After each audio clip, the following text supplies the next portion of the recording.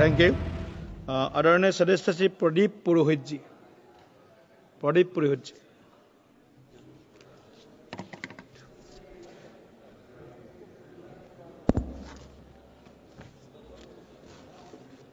मैं रेल मंत्रालय के अनुदान मांगों के मैं पूर्ण समर्थन करने के लिए यहां खड़ा हुआ हूं और सभापति महोदय, आपने मेरे को बोलने के लिए समय दिया, इसलिए मैं आपको धन्यवाद देना चाहता हूं।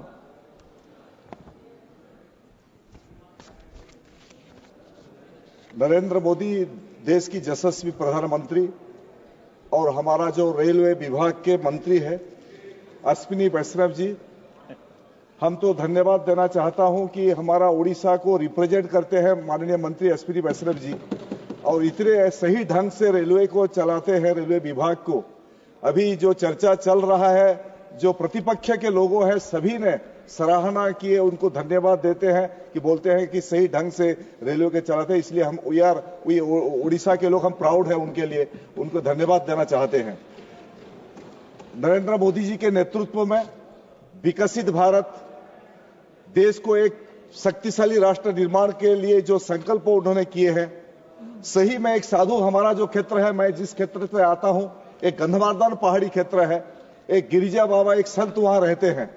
उन्होंने सही कहा, हमको एक दिन बातचीत चल रहा था, उन्होंने हमको बताया कि देश के आज जो प्रधानमंत्री नरेंद्र मोदी जी है, नरेंद्र मोदी जी का पूर्व जो जन्म था वो महाराज छत्रपति शिवाजी थे, और उसका दूसरा जन्म ये अभी नरेंद्र मोदी है। इसलिए वही इस राष्ट्र को एक विकसित राष्ट्र, दुनिया में सबसे शक्तिशाली राष्ट्र निर्माण करने की भावना से काम कर रहे हैं। मैं धन्यवाद देना चाहता हूं मोदी जी को, जिस विजन पे काम कर रहे हैं, जिस लक्ष्य से काम कर रहे हैं देश के आगे बढ़ाने के लिए।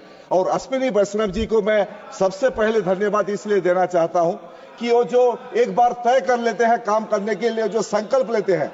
2022 में हमारा एक उपचुनाव बाई इलेक्शन हो रहा था, मैं विधायक पद पे खड़ा हुआ था, और वहां बीजू जनता दल के सरकार था, और बीजू जनता दल का सरकार ने चैलेंज किए थे अश्विनी वैष्णव जी को। उन्होंने बोले कि अगर बरगढ़ से नुआपाड़ा एक रेलवे लाइन जो दसंदी के साथ डिमांड कर रहे थे, वो बोले कि आप कर सकते हैं क्या। अश्विनी वैष्णव जी खुला चैलेंज किए थे बीजू जनता दल सरकार को, बोले जिस दिन सरकार ने हमको जमीन दे देगा, दूसरे दिन हम रेलवे पटरी बिछाने के काम करेंगे। और वो काम करके जब सरकार परिवर्तन हुआ उड़ीसा में, भारतीय जनता पार्टी का सरकार बना, मोहन मांझी के नेतृत्व में बीजेपी का सरकार बना, जमीन दिए, और अश्विनी वैष्णव जी ने वो जो बोले थे वो दिखा दिए कि 138 किलोमीटर 2926 करोड़ का रुपया को सैंक्शन किए। इसलिए मैं तहेदिल से धन्यवाद देना चाहता हूं फिर एक बार अश्विनी वैष्णव जी को। और मैं ज्यादा नहीं बोलते हुए 2-3 बात मैं रखना चाहता हूं। पहला बात यह है कि हमारा जो क्षेत्र है, हम उस क्षेत्र के जो कुछ काम है, जो मैं अश्विनी वैष्णव जी के साथ बातचीत भी किया हूं कि हमारा क्षेत्र, इसलिए मैं धन्यवाद फिर एक बार देना चाहता हूं। 59 रेलवे स्टेशन, अब्रू स्टेशन के काम चल रहे हैं हमारा उड़ीसा क्षेत्र में, और 100% इलेक्ट्रिफिकेशन कर चुके हैं। ट्रैक काफी ज्यादा डबल ट्रैक बन चुका है, और 2009-14 में उड़ीसा को 838 करोड़ मिला था। 2025-26 में 10,599 करोड़ रुपया अभी सैंक्शन उड़ीसा को हुआ है। और इसके बारे में 1-2-3 बात जो मैं रेलवे मिनिस्टर जी का ध्यान आकर्षण करना चाहता हूं। आज झारसुगुड़ा में एक स्ट्राइक चल रहा है रेलवे लाइन के ऊपर। एक झारसुगुड़ा का जो एक रेलवे लाइन का ट्रैक था, उसको रेलवे डिपार्टमेंट लोगों ने ब्लॉक कर दिया है, जिसमें धारणा चल रहा है। मैं उनका दृष्टि आकर्षण करना चाहता हूं कि वहां जो लोगों का डिमांड है वो रास्ता को थोड़ा खोला जाए।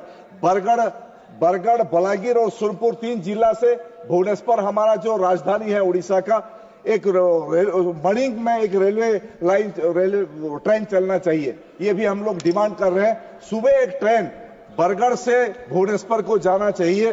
दूसरा बात, कोरोना काल समय जो ब्रजराज नगर, बरगढ़, अताबीरा जिस स्टेशन में ट्रेन रुकते थे और बंद हो चुका है, थोड़ा कोशिश करेंगे वो सभी ट्रेन को फिर एक बार रुकने के लोगों का डिमांड है।